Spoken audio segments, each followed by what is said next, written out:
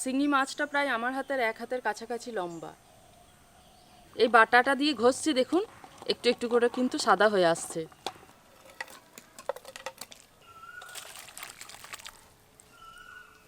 নমস্কার বন্ধুরা, আজকে একটা দারুণ জিনিস নিয়ে এসেছি, সেটা আপনাদের দেখাই। দেখেই বুঝতে পারছেন একটা বিশাল বড় সাইজের শিঙি মাছ। আর কত বড় সাইজ দেখেছেন? অনেক পুরনো, কিন্তু এটা প্রায় 2 বছরের পুরনো হলে এত বড় সাইজ হয়। আর এমনিতে বাজারে বা পুকুরে যে সমস্ত শিঙি মাছগুলো পাওয়া যায় সেগুলো দেখবেন একটু ছোট ছোট হয়। আর পুকুরের অনেক পুরনো মাছ বলে সঙ্গে সঙ্গে ধরেছে আর দিয়ে গেছে। আর কত বড় সাইজ দেখেছেন? এত বড় শিঙি মাছ কিন্তু সাধারণত পাওয়াই যায় না। আজকে আমি এটাই সুন্দরভাবে রান্না করব।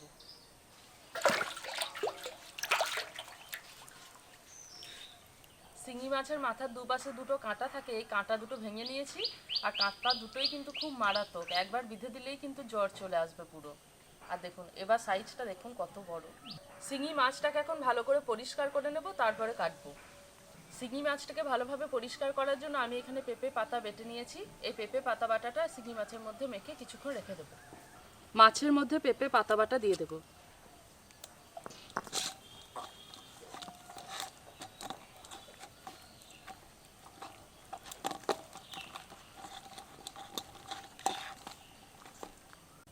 পেঁপে পাতা বাটাটা দিয়ে ঘষছি, আর দেখুন এরই মধ্যে কিন্তু একটু সাদা সাদা হয়ে আসছে। শিঙি মাছটাকে পেঁপে পাতা বাটার মধ্যে কিছুক্ষণ রেখে দিয়েছিলাম, তারপরে ভালো করে ঘষে নিয়েছি। এবার দেখায় কতটা পরিষ্কার হয়েছে। আর এটা কিন্তু পুকুরের পুরনো শিঙি, তো খুব বেশি একদম সাদা ধবধবে হবে তা কিন্তু হবে না, একটু লালচে হয়ে গেছে। যতটা ওঠার উঠেছে, আর কিন্তু খুব বেশি উঠবে না, দেখুন লালচে হয়ে গেছে। এবার আমি মাছটাকে ধুয়ে নিয়ে চলে আসবো, তারপরে কেটে নেব। মুখের দিকে যে সুরগুলো আছে সেগুলো আগে কেটে নেব।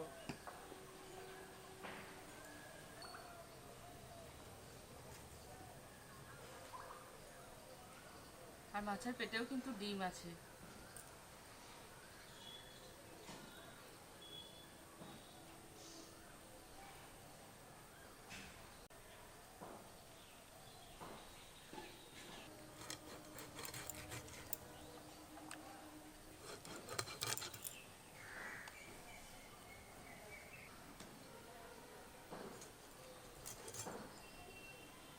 মাথাটা কিন্তু খুব ভালোভাবে ভাজার জন্য এই যে মুখের দিকটা আছে, এই দিকটা কিন্তু একটু ছাড়িয়ে নেব।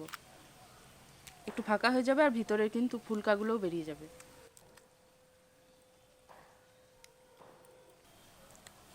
মাছগুলো আরও একবার ধুয়ে নিয়ে রান্নার কাছে চলে যাব।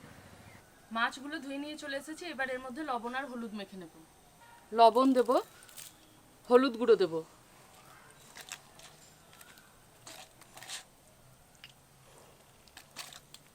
শিঙি মাছ রান্না করার জন্য আলু বেগুন নিয়েছি, কেটে নেব।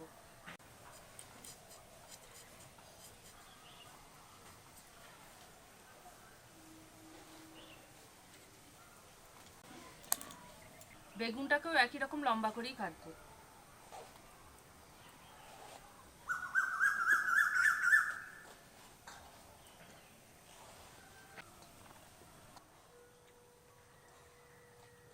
আদা রসুন আর শুকনো লঙ্কা নিয়েছি, বেটে নেব।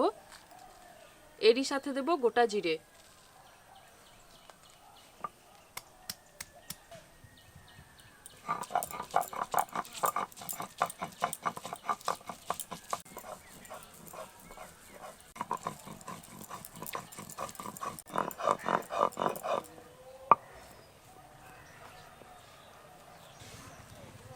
সর্ষের তেল দিয়ে ভালো করে গরম করে নেব।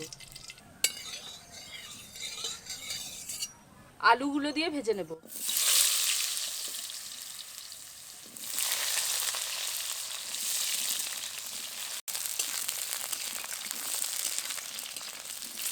আলুগুলো হালকা করে ভেজে নিয়েছি, তুলে নেব।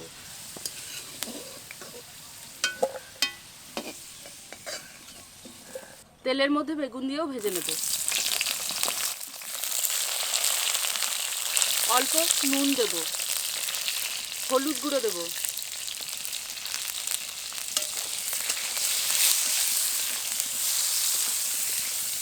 বেগুনগুলোকে ভালো করে ভেজে নিয়েছি, নরম হয়ে গেছে, এবার তুলে নেব।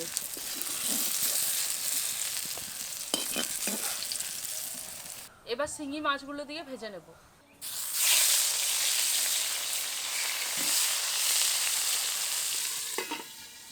শিঙি মাছ ভাজার সময় কিন্তু প্রচুর পরিমাণে ফাটে, তার জন্য শিঙি মাছের গায়ের যে পিচ্ছিলটা আছে সেটাকে ভালো করে পরিষ্কার করে নিয়েছি।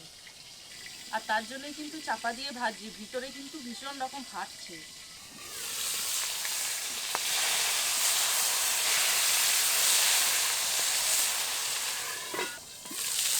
শিঙি মাছ কিন্তু খুব বেশি কড়া করে ভাজবো না, ভাজা হয়ে গেছে, এবার তুলে নেব।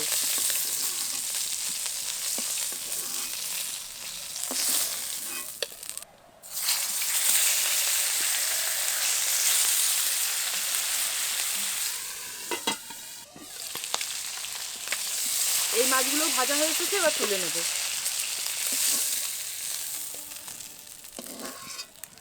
আজকে আমি শিঙি মাছ আর আলু বেগুন দিয়ে যে রান্নাটা করব সেটা হচ্ছে শিঙি মাছের তেল ঝোল, আর এটা খেতেও দারুণ লাগে। এবার আমি রান্নাটা করে নেব। তেলের মধ্যে দিয়ে দেবো পেঁয়াজ কুচি,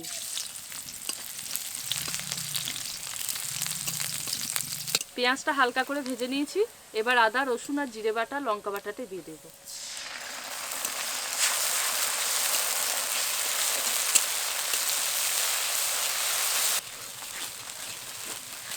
মশলাগুলো দেওয়ার পর কিছুক্ষণ নেড়ে চেড়ে নিয়েছি, কাঁচা গন্ধটাও চলে গেছে। এবার এর মধ্যে অন্যান্য মশলাগুলো দিয়ে দেবো। লবণ দেবো স্বাদ মতো, হলুদ গুঁড়ো দেবো, আর দেবো কাশ্মীরি লঙ্কা গুঁড়ো, 2 কাঁচা লঙ্কা দেবো।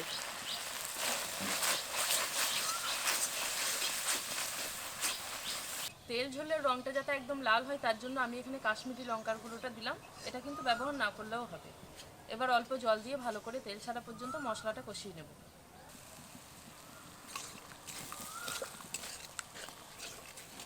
মশলাটা কিছুক্ষণ ভালো করে কষিয়ে নিয়েছি, একটু তেল ছাড়তে শুরু করেছে। এবার এর মধ্যে দিয়ে দেবো টমেটো কুচি। টমেটোটা হালকা নরম হওয়া পর্যন্ত আবারও নেড়ে নেব। এবার এর মধ্যে ভেজে তুলে রাখা আলুগুলো দিয়ে দেবো। বেগুনগুলো কিন্তু এখন দেবো না, শুধুমাত্র আলুগুলো দিয়েই ভালো করে আবার কষিয়ে নেব।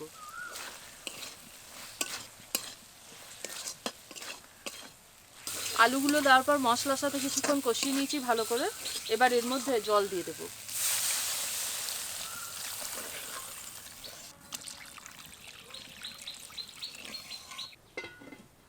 এই রান্নায় কিন্তু খুব বেশি ঝোল হবে না, জল দিয়ে চাপা দিয়ে দিয়েছি। এবার আলুগুলোকে ভালো করে সেদ্ধ করে নেব। আলুগুলো সেদ্ধ হতে দিয়েছিলাম, আলুগুলো কিন্তু এখন ভালোভাবে সেদ্ধ হয়ে গেছে। এবার এর মধ্যে দিয়ে দেবো ভেজে রাখা বেগুনগুলো।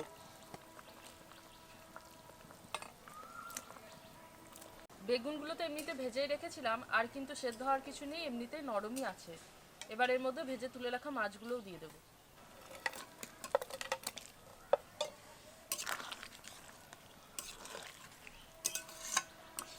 আবারও ভালো করে এটাকে ফুটিয়ে নেব।